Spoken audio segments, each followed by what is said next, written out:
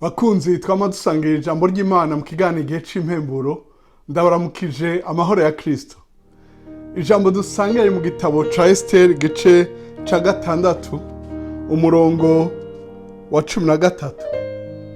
Esiteri gice ca 6 umurongo wa 13 handitse ngo: maze yiganira Zereshi umugore wiwe na bagenzi biwe ivyamubayeko vyose. Nuko abahanuzi biwe na Zereshi umugore wiwe baramara bati, Morodekayi uwo kutanguye gucurangurizwa imbere yiwe, Asangwa ari mu ruvyaro rw'abayuda, ntuzomushobora, ariko uzocurangurizwa imbere yiwe nta kabuza. Imana ishimirwe ijambo ryayo. Iyi ni inkuru y'uwitwa Hamani yagomba kugirira nabi Abayuda, agomba kugirira nabi Morodekayi wo mu bwoko bw'Abayuda, mbere ngo ageseze n'Abayuda bose. Muga ibintu bica birahinduka. Muri iki gice ca 6 ku murongo wa 4 handitse ngo umwami arabaza ati, ninde ari mu rugo? Kandi aho nyene Hamani yarashitse mu ntangaro mu rugo ibwami, azanywe no gusaba umwami ngo amanike Morodekayi ku giti yamwiteguriye. Uyu ni Hamani aje gusaba ko Morodekayi yicwa amanikwa. Ariko ku murongo wa 10 gice ca 6 umurongo wa 10 nuko umwami abwira Hamani ati, bandanya wabire imyambaro n'ifarasi nk'uko uvuze, ubikora utyo kuri Morodekayi umuyuda yama yicara ku kirimba ibwami, ntihagire na kimwe uhaza mu vyo uvuze vyose. Nuko Hamani yabira ya myambaro na ya farasi ku murongo wa 11 kubandanya gushika kwa 12.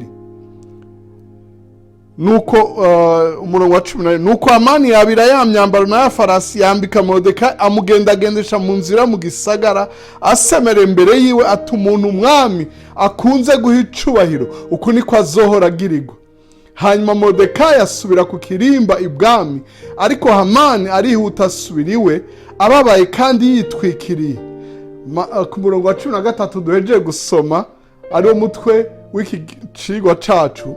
Maze yiganira Zereshi umugore wiwe na bagenzi biwe bose ivyamubayeko vyose. Nuko abahanuzi biwe na Zereshi umugore wiwe baramara ati, Morodekayi kutanguye gucurangurizwa imbere yiwe, Asangwa ari wo mu ruvyaro rw'Abayuda, ntuzomushobora, ariko uzocurangurizwa imbere yiwe nta kabuza. Imana ishimirwe ijambo ryayo. Asangwa ari wo mu ruvyaro rw'Abayuda. Aha si ngomba kuvuga ubwoko bw'Abayuda, ngomba kuvuga ico Yuda bisobanuye. Imana ishimwe cyane. Yuda ni umwana agira 4 wa Yakobo. Tubibona mu gitabo c'Itanguriro igice ca 29 umurongo wa 35. Rero yamaze kumuvyara aravuga ngo, ubuho ndashima Imana. Igice ca 29 umurongo wa 35 handitse ngo, yongera gusama inda avyara umuhungu, ati ubuho ndashima Uhoraho. Nico catumye amwita Yuda, nuko abararetse kuvyara. Usomye hepfo muri Bibiliya Kirundi, Yuda risobanurwa ngo gushima. Asangwa ari mu ruvyaro rwa Yuda. Mukundwa, ndagomba urengane ivy'Abisirayeli vy'amoko 12 urabe iki kintu. Asangwa ari mu ruvyaro rw'abantu bashima, ntuzomushobora. Ndavuze ngo Asangwa uhisemo kubaho mu gushima Imana. Uri umuntu ashima, uzokwama unesha, nta kizokunesha. Ibi ndabivuga nisunze ijambo ry'Imana. Muri Yuda niho havutse abami. Yuda hariho amasezerano menshi. Muga reka turabe gatoyi abantu banesheje. Dawidi wo mu ruvyaro rwa Yuda yanesheje kuko yize guhimbaza. Yarahimbaje. Sawuli akira abadayimoni bamuvako, yagomba mugire nabi aranesha. Uwitwa Yehoshafati wo mu bwoko bwa Yuda yahimbaje Imana aranesha. Imana ivuga ngo ntimuza kugwana, mwisigireho muhimbaze. Hariho ahandi bagiye bagwana, ariko ndagomba kukubarira ko iki kintu cyo gushima, umuntu ashima ni umuntu yamana intsinzi. Umuntu ashima agira amagara meza. Umuntu ashima agira umutima mwiza. Umuntu ashima arongerwa, niko bavuga. Imana ishimwe cyane. Hariho umugisha kwa Yuda. Uravye mu Itanguriro igice ca 49 umurongo w'8 gushika kwa 10 handitswe ngo, weho Yuda, abo muvukana bazogushima, ukuboko kwawe kuzogwa basiba mu gahogo, bene nyoko bazokwikubita imbere. Yuda ni kibunda c'intambwe, uraduze mwana wanje uvuye mu ruhigi, arunamye abunda nk'intambwe, mbere nk'intambwe y'ingore, ninde yohangara kuyubura? Icumu ry'ubugabe ntirizova kuri Yuda, inkoni yo kuganza ntizova hagati y'ibirenge vyiwe, nyene vyo ataraza, uwo niwe amahanga azokumvira. Aha Yakobo ariko arasezera abana biwe, abavugishwa ko izobako, avugishwa no kuri Yesu Mesiya. Muri Yuda havutse abahambaye, niho havutse umwami Dawidi akivugwa gushika n'ubu, niho havutse umwami w'umunyabwenge yakoze ibintu bihambaye ngo gushika ubu nta mutunzi aramushikira, uwo ni uwitwa Salomo. Muri Yuda niho havutse Yesu, Imana ihabwa icubahiro, niwe yitwa intambwe y'umuryango wa Yuda. Mwishimwe ryawe haganze, mwishimwe ryawe haboneke. Asangwa uro mu ruvyaro rwa Yuda, nturi umuntu ashima gusa, ariko wagizwe umwami n'umuherezi, niko Bibiliya itwarira mu gitabo mu cete ca mbere ca Petero igice ca 2 umurongo w'9 gushika kwa 10. Ariko mweho muri ubwoko bwatoranijwe, mukoranijwe kuba abami n'abaherezi, muri hanga ryera, abantu bashiriwe kuba inyego yiharije, kugira ngo mukwize ishimwe ry'abahamagariye, ikabakura mu mwiza, ikabashitsa mu muco wayo utangaje. Kera nta bantu mwarimo, ariko noneho muri abantu b'Imana. Kera ntimwari bwagirirwa imbabazi, ariko noneho mwarazigiriwe. Aho uvuka hariho hose, ivyo waciyemo ivyawe vyose, nta muntu warimo, niko birivuga. Yego nta muntu narimo, ariko twagizwe abami n'abaherezi, si kugira ngo tugende dukandamiza abandi, ducinyiza abandi, twishima hejuru y'abandi. Oyaye, ni ukugira ngo twamamaze ishimwe ryaduhamagaye. Igihe wamamaje yaguhamagaye, igihe ushize hejuru waguhamagaye, nawe uraganza. Inkoni y'ubutware ntizova muri wewe Yuda.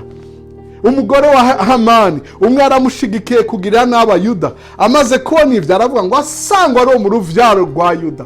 Mukundwa, Asangwa uri mu ruvyaro rw'abashima, uri mu bwoko bw'abami n'abaherezi. Oh haleluya, wewe wakijijwe, nta kizogushobora. Bizocurangurizwa imbere yawe, ingorane zizoneshezwa imbere yawe. Hariho umuririmbyi ahora akunda kuvuga ngo ingorane zawe uragabe, ingorane zawe zava zigira ingorane niwahimbaza Imana. Yesu muri Yohana igice ca 11 ashitse imbere y'imvarazaro, araba hejuru, baheje gukura ko ikibuye hanuka, ngo arangamiza mw'ijuru, aravuga ngo ndagushima Data. Imana ihabwa icubahiro. Oh haleluya, reka tuba abantu bashima, reka tuba abantu hesha Imana icubahiro. Muri Samweli wa mbere igice 7 turazi inkuru y'uwitwa Dawidi na Goliyati. Uravye ku murongo wa mbere ngo nuko Abafilisitiya bakoranira isoko ho mu bwa Yuda, bari bamaze kunesha, bari bamaze kuja mu kibanza c'abanesheje. Abandi ntibabibona, ariko wa undi yamahimbaza Imana, wa undi ayihimbaza mw'ishamba ahura n'ibikoko n'intambwe n'idubu. Dawidi ayibonye asanga uwo muntu ntahesha Imana icubahiro, aravuga ngo urya ninda kengera izina ry'Imana n'ingabo z'Uhoraho, urya ategerezwa gupfa. Mukundwa, Imana ikuduze mwishime ivyo uri kuracamo vyose, ntube nka babandi bavuga ngo tworirimba gute indirimbo y'Uhoraho turi Babuloni. Oh mukundwa, aho uri hose ivyo uri kuracamo vyose, wigane Paulo na Sila, ngo mu gicugu hagati izindi mbohe zirabumva bahimbaza. Sinze bikugarije, sinze bikubabaje. Uyu munsi siri kwiraca mu gihe c'ubwoba bw'ibigwara n'ibiterwa n'ikiza cha coronavirus giteye ubwoba, kisasika inganda hirya no hino.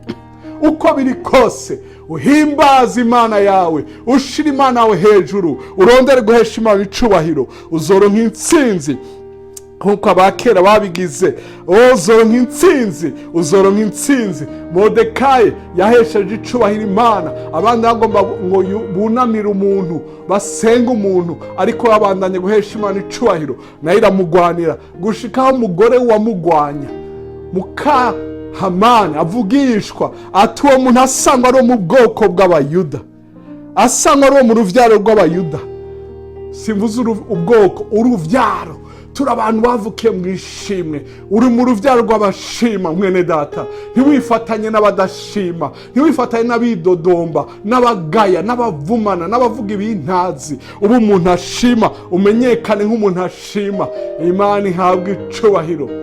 ndibuka mwene data umwe yitahiye mu ijuru, twahuye imvura iriko iragwa, ndahagara ngo ndamuhe lift mu gisagara ca Bujumbura, ndamubaza ntibite, yitwa Baritazara, arambara ngo nugusima, yavuga bene uko anezerewe, imvura iriko iramunyagira, numva ndarengewe, ndamushira mu muduga ntanamuwajeyo ndamujana. Mukundwa, ishimwe ryari gushikane kure, unesha ibyakugwanya, unesha ibyari biguhagurukiye, ishimwe rikuduze mu kibanza cyawe cyo kuganza no kunesha.